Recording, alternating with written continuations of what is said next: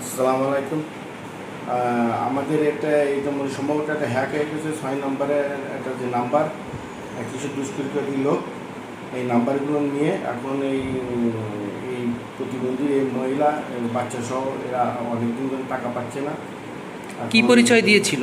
পরিচয় দিয়েছিল যে আমরা এই অফিস থেকে মোবাইল দিছি, সমাজ আচ্ছা। কল্যাণ অফিস থেকে মোবাইল দিছি, আচ্ছা আচ্ছা আপনার এই নাম্বারটা দেন, দিয়ে আচ্ছা। আপনারা পোস্ট অফিস যায়, পোস্ট অফিসে এই যে নাম্বারটা দিয়ে আপনারা পোস্ট অফিসের মাধ্যমে এটা ঠিক করেন, আচ্ছা। আপনাদের সামনে মাসে টাকা তখন চলে যাবে। আপনাদের ফোনের ওটিপিটা তাদের বলে দিয়েছেন? হ্যাঁ, 15টা তাকে বলে দেওয়া হয়েছে। এখন আচ্ছা। দেখতেছি যে অনেকদিন যাবত হয়ে যাচ্ছে।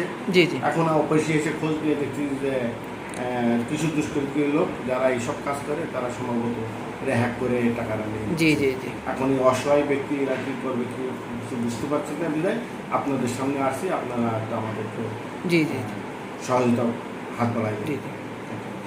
আচ্ছা, ধন্যবাদ। আপনাদের এই বিষয়টা কিন্তু আমাদের প্রতিনিয়ত ঘটছে এবং আমাদের অফিসের তথ্য ব্যবহার করে কিছু দুষ্কৃতিকারী বা হ্যাকার গ্রুপ তারা কিন্তু এই ফোন দিয়ে যাচ্ছে। আমরা কিন্তু অনেকবার কিন্তু মাইকিং করেছি বা ওয়ার্ড অফিসে চিঠি দিয়েছি যে আপনারা কখনো আপনার তথ্য, এই শুধু পিন নাম্বার, আপনার তথ্য নেওয়ার জন্য আপনার ভোটার আইডি কার্ডের নাম্বার যেতে পারে, আপনার জন্ম নিবন্ধন নাম্বার যেতে পারে, বা আপনার জন্ম তারিখ চাইতে পারে। একটা কোন সিস্টেম এক একটা প্রকারে পাল্টে যাচ্ছে। তো এভাবে কিন্তু আপনার তথ্য নিয়ে তারা আপনার অ্যাকাউন্টটা হ্যাক করতে পারে। সুতরাং এটা যখন বইটা দেওয়া হয় একটা অফিস থেকে বা আপনার অ্যাকাউন্টের মাধ্যমে টাকা দেওয়া হয়, এটা রক্ষা করার দায়িত্ব কিন্তু আপনাদের। আমরা কিন্তু এটা বাড়ি বাড়ি যেয়ে এটা পারবো না আপনাদের রক্ষা করতে। এখন সচেতনতা ছাড়া কিন্তু কোনো উপায় নেই।